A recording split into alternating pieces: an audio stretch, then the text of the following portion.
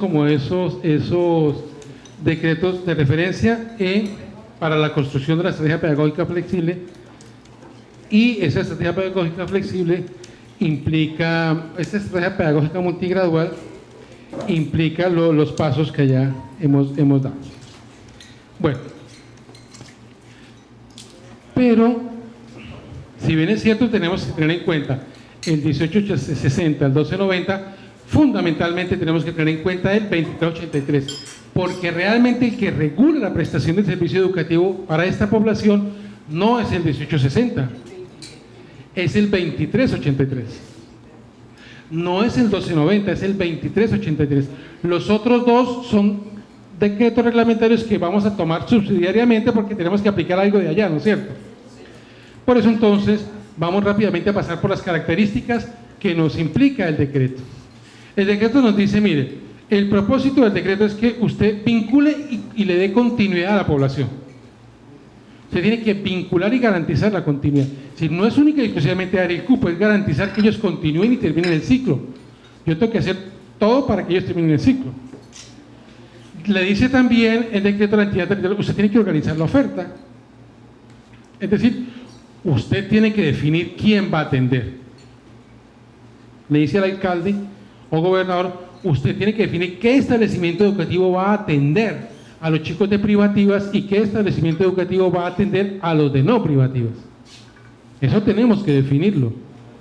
Por eso las entidades territoriales que no tienen privativas, no es que hayan resuelto el problema, tienen el problema más complicado, y es atender a no privativas, y tienen que definir establecimientos educativos en sus territorios para atender a estos chicos, porque no es vincularlos al nocturno, porque no es vincularlos a la educación regular, porque ninguna de esas dos es pertinente para ellos, es desarrollar una estrategia pedagógica pertinente para ellos. Lo que implica, aquí lo dice, desarrollar estrategias, ya sabemos cuál es el concepto de estrategias dentro del concepto del PEI, desarrollar modalidades diferenciadas, sigue insistiendo, no es educación tradicional, implementar modelos educativos y pedagógicos didácticos para ellos, para la población. ¿Sí ven? Sigue insistiendo el decreto en que todo esto es diferenciado.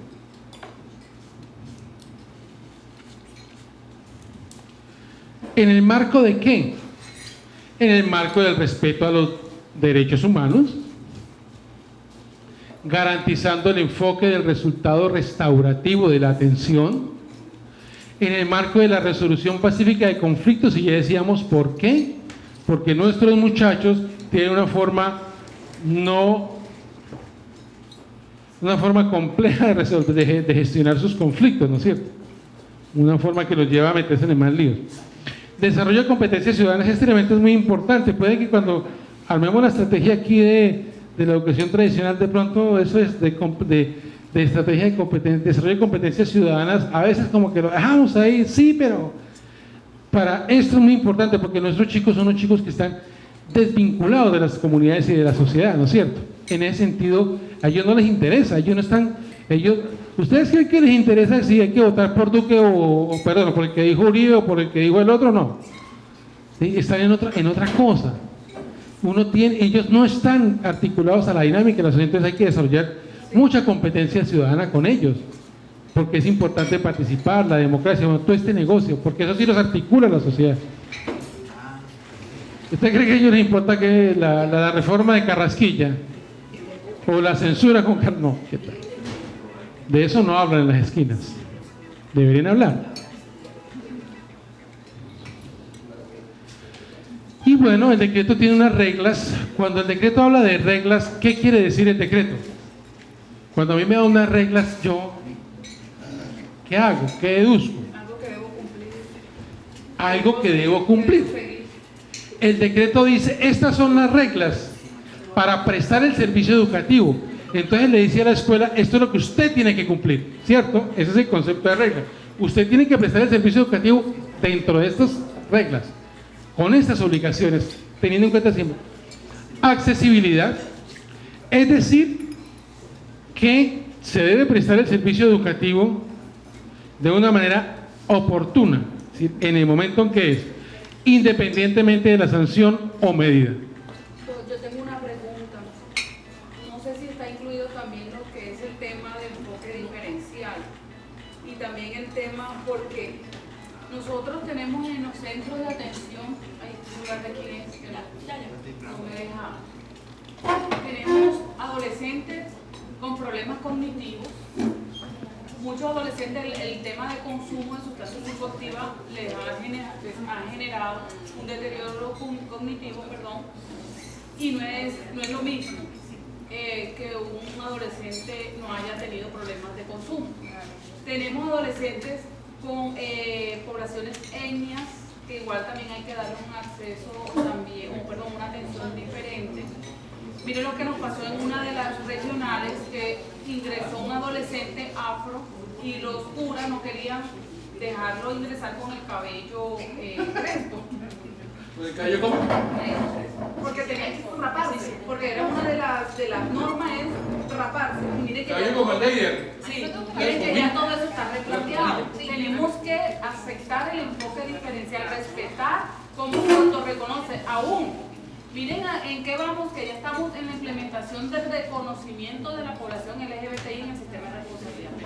Entonces creería yo, no sé si este tema también está como ahí clarito. Sí, tranquilo, no os preocupéis.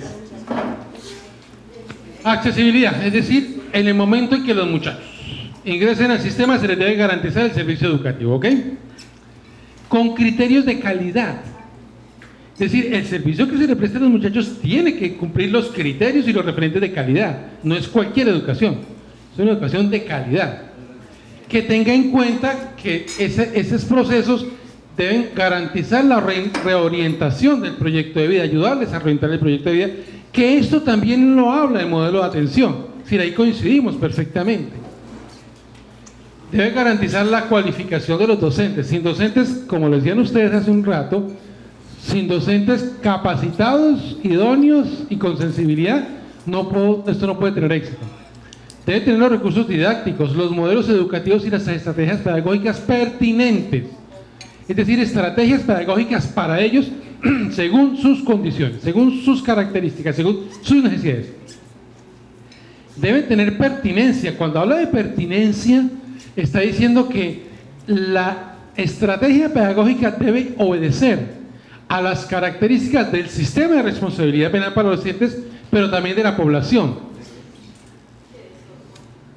Debe contribuir a la no reincidencia, es decir, yo tengo dentro de mi proceso educativo, debo garantizar que el chico no vea la transgresión al Código Penal como una opción de vida, y el que no vuelva a caer en eso. Y debe reorientar el proyecto de vida. Si ven todo lo que tenemos que hacer en la estrategia pedagógica, y esas son las reglas. De la misma manera que imponemos reglas a los muchachos en el pacto de convivencia, tenemos que cumplir nosotros las reglas que nos imponemos. Debe garantizar la permanencia. Es decir, a diferencia de la escuela tradicional, nosotros debemos garantizar que los chicos no se vayan. Y si salen de la medida privativa o cambian de medida privativa a una no privativa, porque eso se da, ¿no es cierto? Es posible que se dé por el comportamiento. Si cambian de medida, debemos garantizar que no se vayan del sistema. Y aquí empieza una discusión que apenas estamos organizando, y es la transición. La transición de la medida no privativa a la privativa en el sistema, la transición de la medida privativa a la no privativa en el sistema. Porque si un chico ha desarrollado en la medida privativa unas características específicas de la atención educativa, sale de la medida privativa, se la cambia por una no privativa de libertad vigilada y asistida, por ejemplo, y este muchacho lo botamos a la escuela regular, ya el muchacho desertó, porque la escuela regular no es para él. Entonces tiene que haber una transición. El muchacho tiene que salir del modelo de la estrategia pedagógica en la privativa, y cuando llegue a la escuela regular no va a llegar al salón de clase con los chicos o con los chicos del nocturno, con los adultos del nocturno tampoco va a llegar, ni con los chicos del diurno, va a llegar a una estrategia para él. Porque eso nos obliga, el decreto nos obliga a eso, ¿ok? Todas las metodologías administrativas, pedagógicas, para garantizar que los chicos permanezcan y continúen en el sistema educativo hasta terminar la educación media. Nosotros debemos garantizar que los chicos terminen hasta la educación media, posteriormente pues continúan con sus estudios postmedio, sin distinción del tipo de medida o sanción. Esto es muy importante porque en el sistema de responsabilidad penal para adolescentes los muchachos pueden terminar la sanción, ¿no es cierto? Sí. Pero no quedar desvinculados del sistema. Exacto. Porque hay una etapa que se llama de post-egreso, ¿no es cierto? Entonces, inclusive hasta un año después, nosotros tenemos que garantizarles su continuidad. Así es. Flexibilidad. Esto es la clave. La flexibilidad es la columna vertebral de la estrategia pedagógica. Es la columna vertebral. Porque debe garantizar estrategias de evaluación. ¿Qué me está diciendo? Que tengo que construir un sistema de evaluación para ellos. Debe garantizar estrategias de nivelación. Si el muchacho llega sin saber leer y escribir, yo no le voy a decir que haga primero de primaria, segundo de primaria, tercero de primaria, cuarto de primaria y quinto de primaria. No, tengo que nivelarlo. Ojalá a su edad. ¿Cierto? Estrategias de nivelación y aceleración. ¿Sí? También debemos permitir que el muchacho fluya rápidamente por el sistema, porque los muchachos vienen hasta con 4 o 5 años de extraedad. Entonces llega un chico con 17 años y apenas va a arrancar sexto de bachillerato, pues yo no lo puedo condenar a estudiar sexto, séptimo, octavo, noveno, décimo y undécimo, 23 años dándole. Hombre, debo garantizar que él pase rápidamente por el proceso de formación. Vamos a ver cómo lo proponemos. Y una cosa muy importante que para mí también es un concepto clave: respetando los ritmos propios de aprendizaje. Resuélvame en esta cosa. Yo debo garantizar evaluación y promoción en cualquier momento del año. Debo garantizar nivelación y aceleración, pero de acuerdo a la forma como... Pero eso tiene que ser de acuerdo a la forma como Jorge Luis aprende, o a la forma como Patrick aprende, o a la forma como Juan aprende, a la forma como cada cual aprende. Resuélvanmelo ustedes. ¿Cómo lo hacemos? Ahí. Es aprendizaje autónomo, es decir, aprendizaje individual. Y entonces aquí empezamos a casar también con la lógica del modelo de atención. El modelo de atención tiene una cosa que se llama como una ruta individual. ¿Cómo se llama esa ruta que ustedes construyeron cada muchacho como un proyecto individual? Un plan de atención individual. Un plan de atención individual que le implica al muchacho también unos compromisos individuales, ¿no es cierto? Y él se compromete y él escribe, él organiza su plan, ¿no es cierto? Entonces, si dentro del modelo de atención organiza un plan individual para su proceso restaurativo, ¿cierto? Pues aquí también tenemos que crearle una ruta individual de aprendizaje, porque es que es para usted, que es para Patrick, que es para Rufi. Pero ahí por eso te digo lo importante del 1421, porque el 1421 viene con el PIAR, y en el PIAR dice, el ajuste razonable dice, si el estudiante, a pesar de su condición, la condición que tenga el niño, la discapacidad que presente, el docente tiene que hacer el ajuste, es decir, tiene que ver cuáles son las herramientas, el proceso que requiere ese estudiante, pero no en todas las áreas, porque si es un niño que matemática le va bien, ¿para qué se va a hacer unos ajustes de matemática? Él va a ver que no, es que él, verdad, cuando está decodificando, está leyendo, es cuando tiene la dificultad. El ajuste va a ser en el área de lenguaje. Entonces, eso también, ese formato hay que tenerlo presente, y por eso les decía, porque en esta atención encontramos muchos niños con estas características, donde hay unos que van muy avanzados, otros no, otros a veces tienen hasta tono muscular bajo y nadie se había percatado de eso. Por lo tanto, cuando ya escribe el profesor alguna actividad y ya va por la mitad, se cansó. ¿Por qué? Porque es que su tono muscular, esa discapacidad, le impide que termine. Entonces, no es una condición que cognitivamente puede ser genial, pero le está dificultando ese proceso motriz. ¿Qué debe hacer el profesor? Mire, este niño es hacer un ajuste. No vamos a tomarle esto, vamos a hacer otras actividades relacionadas con él.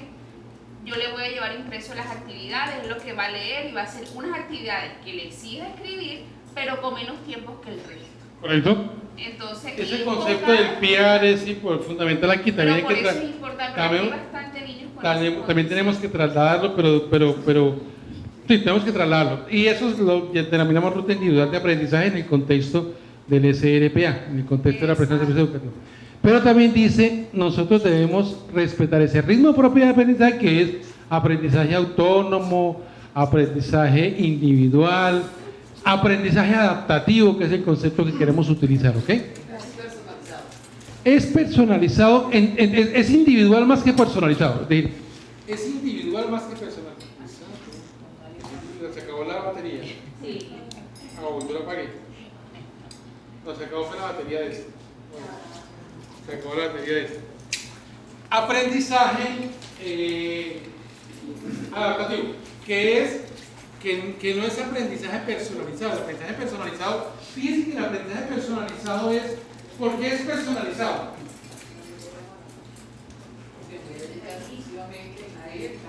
Porque tú como docente te vas a dedicar exclusivamente a un estudiante.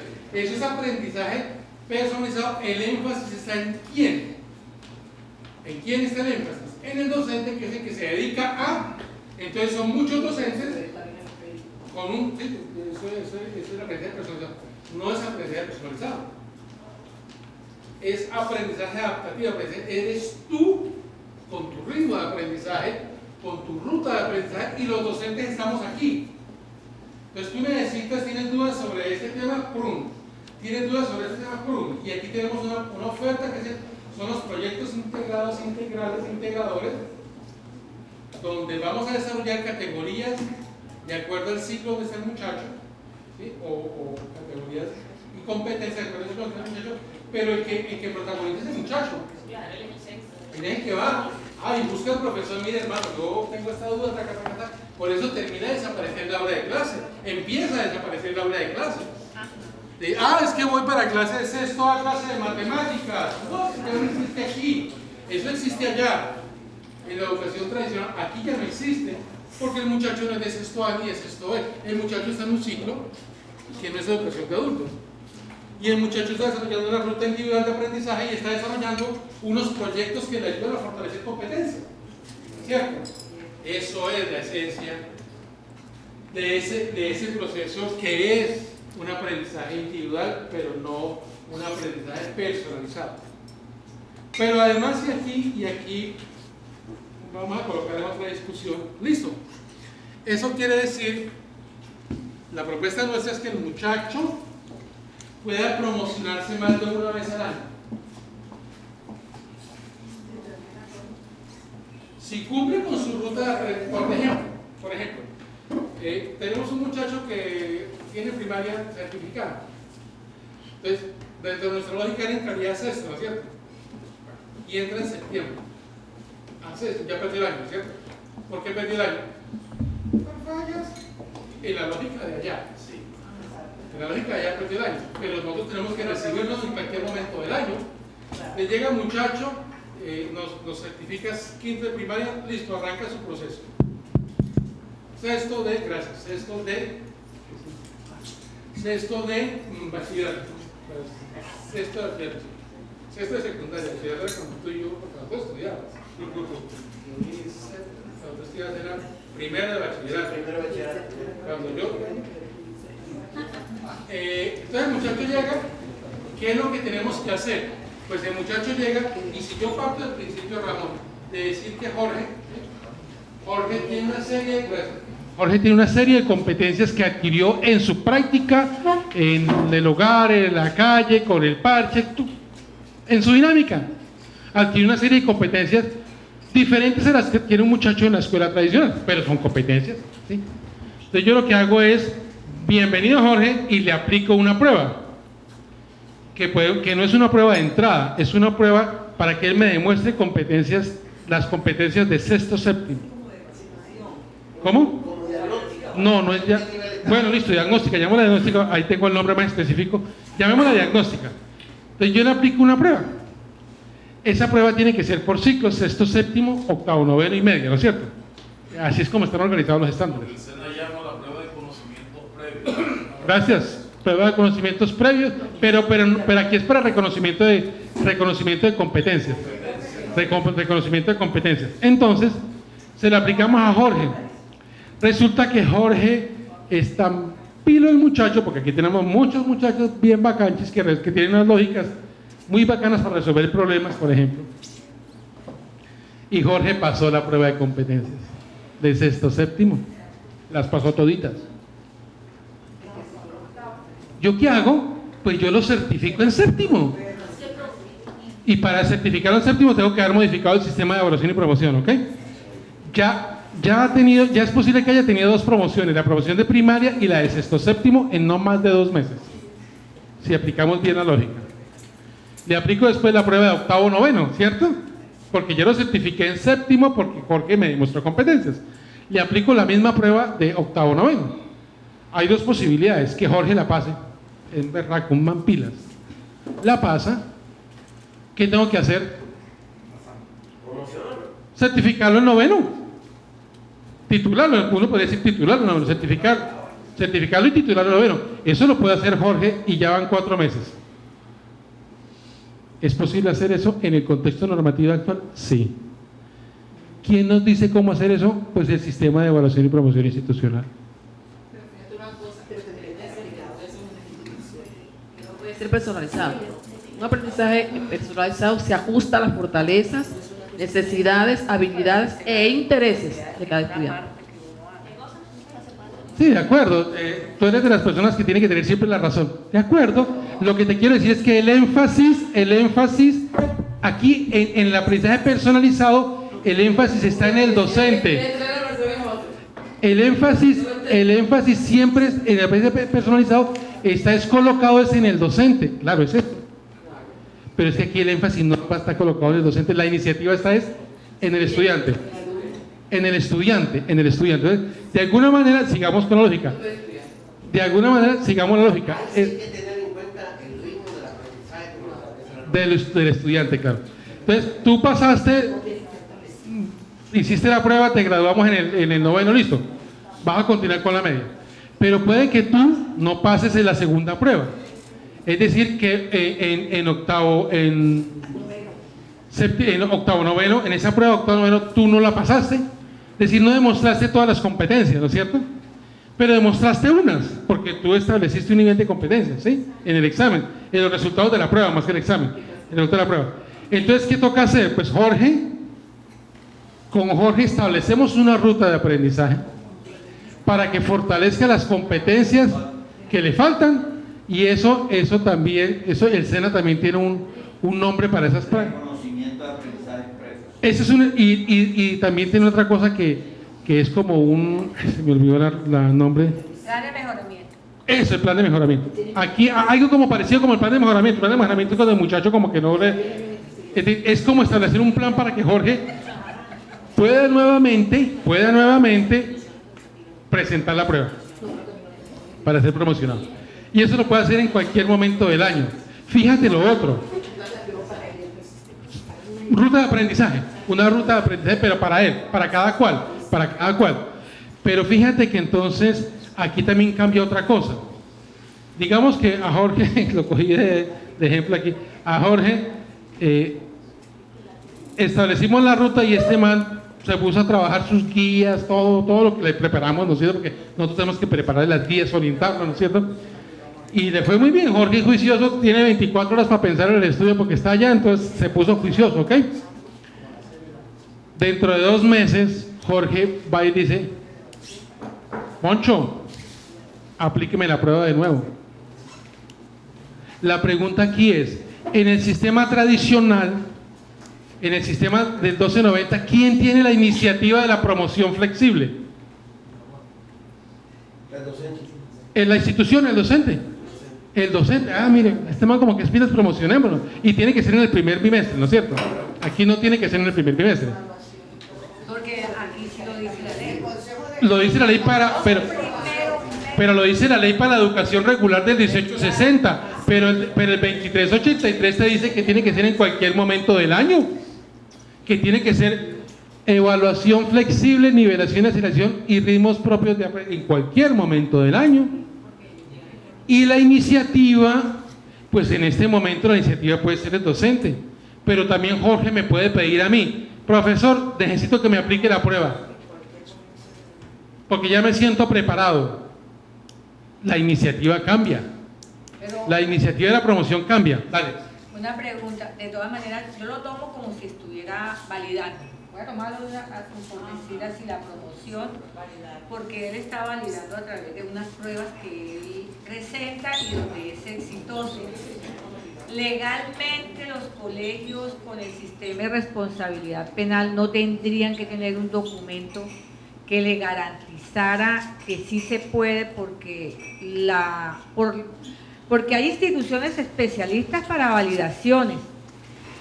Y yo pienso que con el sistema, todas las aquí tendría que haber un documento que respaldara ese tipo de validación a los estudiantes más adelante. Muy bacano lo que tú acabas de decir. Bueno. No, porque es que el decreto no dice validación.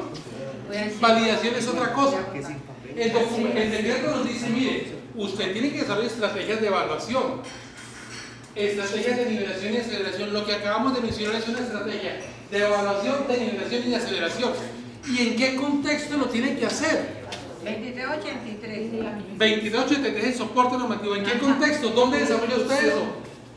Sistema de evaluación. Institucional de evaluación de estudiantes. Bueno, es decir, el establecimiento educativo tiene la autonomía para establecer eso. Diferente a la validación, porque la validación es una oportunidad que le da la entidad territorial a un particular, ¿sí o no? Que no ha estado estudiando, para que demuestre que sabe, pero él no está estudiando, ¿o sí está estudiando? No está estudiando. No, pero hay gente que para validar. Ahí sí hay que tener un acto administrativo. Le voy a contar esta situación. Voy a contarle algo muy real, así y dame la orientación acá. Al OASI llegó un muchacho hace 2 meses. Un muchacho, hace un mes, pero él llegó sin ningún tipo de documentación. Solo él dice, y que hay que creerle, y a su mamá, que él estaba estudiando en un colegio donde estaba validando. Según ahí estaba validando con un solo docente que daba todas las áreas. Ahí. Pero ahora que él dice que él se quiere graduar, hace un mes que llegó. Tenemos la dificultad, porque nosotros le decimos que de igual manera, si él hizo todos sus estudios, el centro de donde él estaba estudiando y validando tiene que darnos unas certificaciones. No las quieren dar. No hay, y entonces estamos en la deuda. Bueno, escoger ese ejemplo maravilloso que acabas de colocar. Listo, póngale cuidado. Ese es el ejemplo nuestro. Ese es el muchacho nuestro. El muchacho nuestro llega escasamente con nombre y apellido. ¿Cierto? No, sí, es la realidad. El año pasado en otra entidad territorial tuve un debate de otro planeta, con un supervisor de otro planeta, en donde me llegó un chico en noviembre y entonces no se lo recibo, porque además ya perdió el año. Así me dijo el supervisor. Dije, bueno, está bien, contesten eso a la Procuraduría, no me lo conteste a mí, porque usted tiene que garantizar el derecho a la educación. No, por eso, no lo perdió, y era el sistema de responsabilidad penal para los docentes. Entonces, para allá voy. El muchacho nuestro es un muchacho que viene sin documentación, partamos de ahí. Llegó este muchacho, vamos a resolver este caso. Llegó este muchacho, tenemos nombre y apellido, primera cosa que hay que hacer. Y él dice, yo estudié hasta 13, no, hasta 20 estudié yo, 20 grados, ¿sí? Pero pues no hay certificación. Entonces no lo matriculo, pues toca matricularlo, toca restablecer el derecho. Listo. Entonces lo primero que tengo que hacer es nombre, apellido, documento de identidad. ¿Qué hago con eso? Lo meto en el CIMAT y lo busco, ¿no es cierto? Ahí está en el CIMAT. Apareció en el CIMAT. No, o sea, ya lo supe. No. Lo primero que hago es buscarlo a ver si ha estado en años anteriores. ¿Eso lo puede hacer? ¿Sí o no? Sí lo puedo hacer. No apareció. No apareció este muchacho. Pero lo que yo sí no puedo hacer es pasar por encima de la normatividad. ¿Listo? ¿Qué es lo que hago yo entonces con este muchacho? Primero, le aplico la prueba de evaluación y promoción de quinto de primaria. Eso es lo que tengo que hacer. Ya, venga papá. Y nuestros docentes lo que tienen que ser unos expertos en elaboración de rutas individuales de aprendizaje y de instrumentos diagnósticos y de evaluación y promoción. No unos dictadores de clase. ¿Cómo cambia el rol del docente? Entonces, yo tengo mi banco de pruebas, ¿cierto? Entonces, mire, compadre, Jorge, tome su prueba de quinto, de primer ciclo de la primaria, perdón, de primaria, el ciclo de básica primaria. Tome la prueba. Tiene dos posibilidades, Jorge. Pasarla o no pasarla, ¿cierto? Si la pasa, ¿qué hago? Toca ciclo 3. ¿Cómo? Aplicarle otra. No, si la pasa, ¿qué hago? Promover. Mi amor, lo certifico. Mi amor, porque tengo que legalizar eso. Lo certifico. Consejo académico, lo certifico. Y además hay una cosa que le estoy diciendo a mis rectores, pero además yo le digo, mire, Jorge, digo así, Jorgito, sí. Jorgito, mire, compadre, su certificación de quinto. Eso ya te va a llenar a ti de un amor propio. Ya tengo certificación de quinto. ¿Ya? ¿Lo resuelves en cuánto? En una semana. Lo resuelves, eso hay que legalizarlo ante consejo académico. Y eso es posible dentro del contexto del 1860, sí es posible. ¿Es posible dentro del contexto del 2383? Pues claro que lo está diciendo que sí es posible porque la evaluación es flexible. Después de que pase Jorge y tenga su certificado de quinto de primaria, además que eso empieza a resolver problemas también con el SENA, porque muchas dificultades con nuestros chicos es que no tienen certificaciones y el SENA sí no puede obviar ese proceso de certificación de estudios, Después de que Jorge pasa y lo certifico en quinto de primaria, ¿cuál es el siguiente paso? Hacer la evaluación de los siguientes ciclos. Le aplico la evaluación, el kit de evaluación del primer ciclo de la secundaria, sexto, séptimo. Y pues hay dos posibilidades, que Jorge la pase, y si Jorge la paso, lo certifico en séptimo y aplico la prueba de octavo noveno. Si no la pasa, pues Jorge tome su ruta de aprendizaje y cuando se sienta preparado para presentar de nuevo la prueba, pídamela. La iniciativa de la promoción y la evaluación ya no pasa por el docente, sino que se coloca también en el estudiante. La pregunta es, ¿eso es una locura, sí o no? Claro, con nuestras mentes cuadriculadas, eso es una locura. El decreto es revolucionario, yo sí creo. Nuestro decreto, si lo leemos bien, es revolucionario, es transformador. Si no lo pasa, yo lo recibo y lo matriculo en séptimo. O sea que séptimo y séptimo. Tendría que hacer sexto y séptimo si no pasa esa evaluación. Tendría que ser sexto y séptimo. No, yo lo incorporo en séptimo, en sexto. En el primer ciclo, porque es multigradual, pero el primer ciclo arranca en sexto. Pero él no va a cursar sexto, ni después séptimo. Le vamos a establecer una ruta de aprendizaje para que él después presente nuevamente, puede ser durante el año, él presente nuevamente. Sí, claro, porque tú tienes que colocarlo en un grado. En el CIMAT tienes que colocarlo en un grado, por supuesto. Eso es lo que te iba a preguntar, ¿existe algún aplicativo en el CIMAT para estas situaciones? Porque como todo lo parametriza, entonces, ¿cómo se justifica eso en el CIMAT? Gracias por la pregunta. Vamos a trabajar a final de este mes con una serie de compañeros del Ministerio y de algunas secretarías de educación, un focus group. A mí me han dicho que técnicamente eso es posible hacerlo, pero necesitamos empezar a probar el CIMAT para el próximo año entrar a ejecutar eso. Sí, es posible hacerlo entre el CIMAT. El CIMAT sí me permite. Es decir, la pregunta es, ¿cómo? Porque tiene que promocionarlo. Claro, porque tiene que. Claro, por eso es tan importante la sede, porque si yo marco la sede como sede del SRPA, yo le voy a decir al CIMAT, es que aquí en esta sede va a funcionar unas estructuras de promoción flexibles en términos del sistema. Exacto, una cosa diferente para esa sede. O sea que en un mismo año puede verse varias. Es que en un mismo año el muchacho puede titularse de bachiller perfectamente.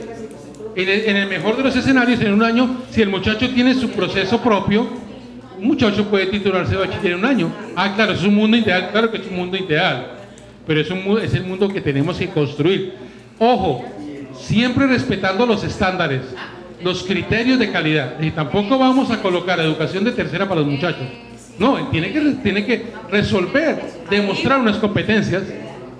Porque hay unos estándares que se tienen. No, tienen que responder unas cosas. Pues porque las pruebas yo las construyo sobre los estándares. Sobre los estándares. Y